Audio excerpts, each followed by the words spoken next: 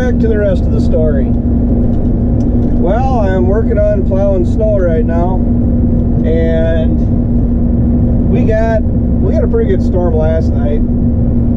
It started right around 6 o'clock. Let me correct that. It started around 4 o'clock, and it was still spitting snow up until about a half hour ago. I'm using the Rhino blade in the 7600. Finding out that my luck has finally run out on my tires in the 76. I'm going to have to get really serious here about replacing them, because the front tires are spinning, but they're just not able to grab anymore, which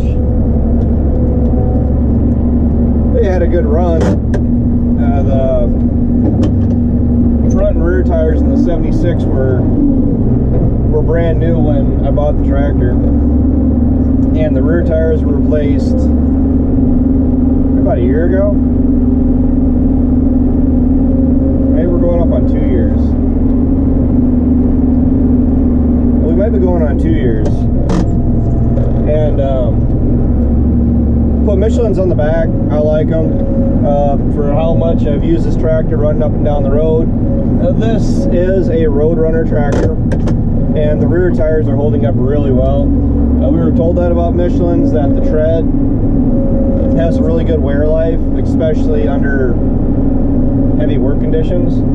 And the biggest thing you got to worry about with Michelin's is the tires. The sidewall's cracking out, and they said the best thing you can do to prevent that is put your tractor in at night and in the mornings. I mean, don't just leave your stuff sit outside. Sunlight is really hard on pretty much everything. You see a lot of machinery coming from down south that generally they leave their stuff sit outside all year, and you see the paint's faded and everything else like that. Well, that's from the sun, and the sun will do the same thing to the tires, probably even worse, because certain colors do attract the sun more, like black, like the asphalt on the road. You can see they did put salt on the road, but it does collect the heat from the sun a little bit quicker than the actual snow, because it is lighter. Darker colors tend to attract the sun or grab more sunlight, which in turn creates heat, which deteriorates the life on your tires. We can make a pretty good argument right now about needing a loader tractor. The 7400 with the loader on it, with the bucket, and we actually had a Rhino blade back then too, and that was my machine of choice when it come to plowing snow. It was really nice for being able to use the loader to push back snow like into a pile. The blade is really nice for doing what I'm doing right now. It's kind of clearing a path, pushing the snow back, winging it back. Then the loader was nice because when you got tighter places like around my garage, in front of my house, I was able to get back and just kind of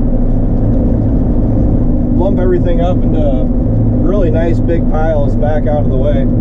I really don't, I lost that when I'm only using the blade. So unfortunately, because of all the snow we've had, and they aren't saying any more snow yet. Well, it's still snowing right now actually, but they're not saying much more for any more accumulation as of yet. But what they are saying is the wind is supposed to pick up, and we're supposed to get some pretty significant drifting tomorrow. So kind of keeping me from getting too carried away plowing snow, because when I do, I'd like to do a good job of it, have everything pushed back, especially if we're looking at having the rest of the winter to kind of be a little bit more like a traditional winter, with consistent snowstorms all the time. I mean, it was a couple years back. We had the 70-400 conveniently back then, where we were getting. We went for probably 2-3 weeks where we were getting pretty consistent snowstorms. Just about as soon as you had the snow pushed back, another day or two later, you were getting more snow, and it starts to pile up, even when you have the right equipment to do it. Another thing that, well, a day like today, a snowblower would have been nice too. A 3-point mounted snowblower. I categorize those into the same category as rotary hoe. A 3-point mounted snowblower, it's exclusive to really one task. Well, unless you're doing silage. I've seen somewhere in the depths of the internet that on YouTube, where I think they're over in Europe, they were using a snowblower and they were piling silage up alongside a bunker silo, and they were using a snowblower and they were blowing it up on top of the pile. I thought it was pretty creative, but for us it would be purely just for plowing snow, and especially in times like this, you gotta pick and choose where your money's going. A rotary tiller or rotary hoe, not a tiller, you're probably looking $400, $500, $600 for probably a 10 foot implement. You can find them pretty cheap around here, or in the area on auctions and everything else like that. I've only had to use one once, and that was my second year farming, or cropping, I guess you could say. I was raising cattle since I was 16, but I didn't start raising crops until 13. So it was a year following the drought. I can remember that because A, it was just after the drought, and B, I got to listen to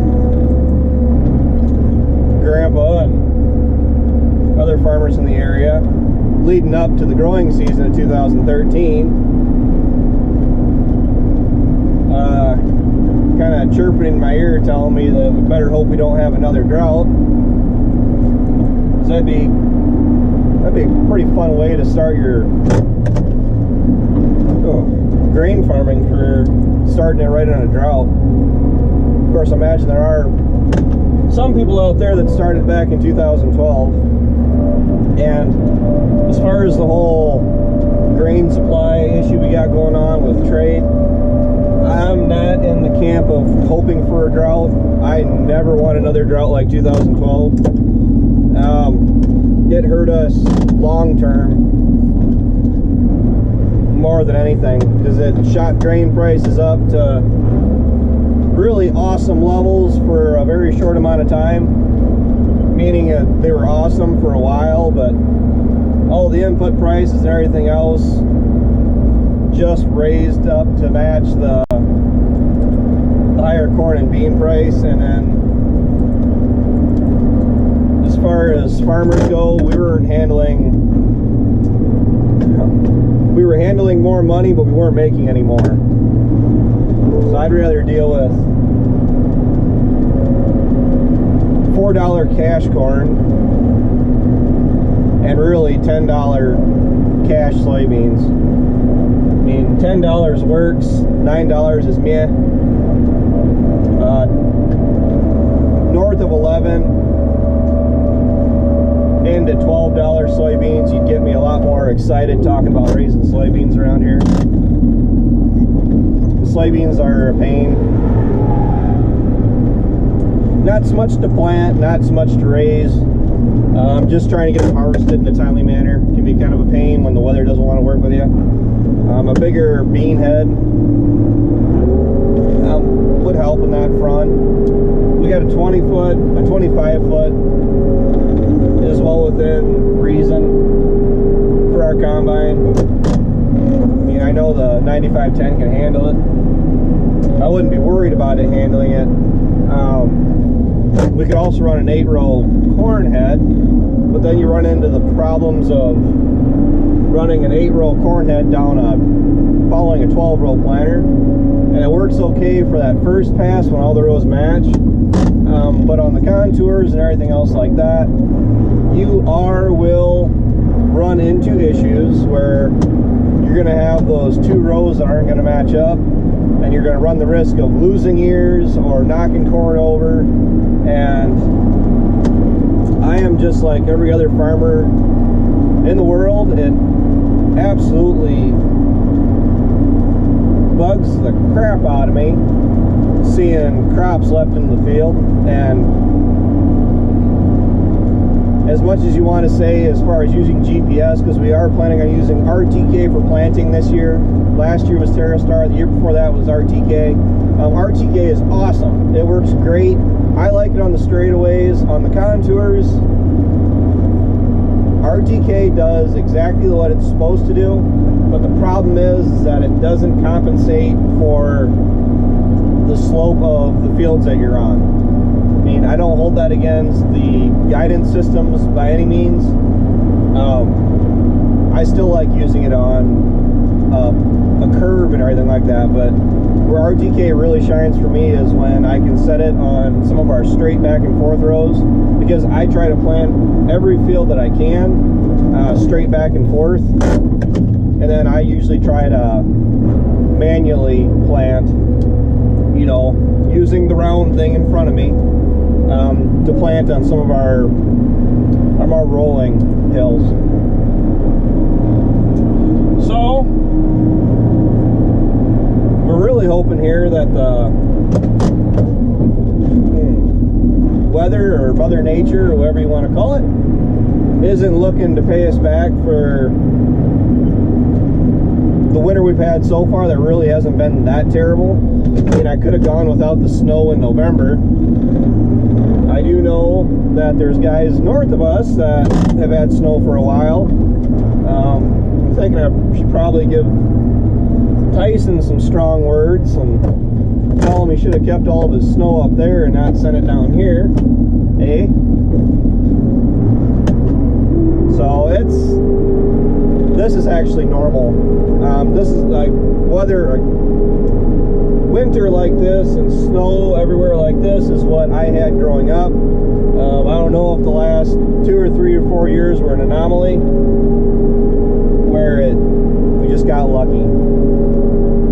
But the fact we made it to the end of January and this is the first real snow I've actually had to push, I'd say we're pretty lucky yet. So I do know I haven't done any chores yet today, so I gotta go feed calves, and I gotta put bales out. For all the snow we got, even the cows we put bales out for yesterday, the snow buried the fodder. So thanks for watching. Take care, take it easy, keep in touch, stay warm. I know people that, well, Florida, Texas, I don't know what Louisville's going to be like. I asked Ryan because he's gone the last 2 years, and he says that last year it was, what, 70 when he was there? I mean, and Louisville's less than a month away now. It's the 15th, that weekend or so, is when I plan on being down there on Saturday. So I went and bought a new work coat. I was going to actually have it embroidered and just wear it for a nice coat to stay warm down there. Might be a little bit of a surprise when we get down there. I'll be wearing a t-shirt. So, all right. I'll talk to you later. Bye. And now you know the rest of the story.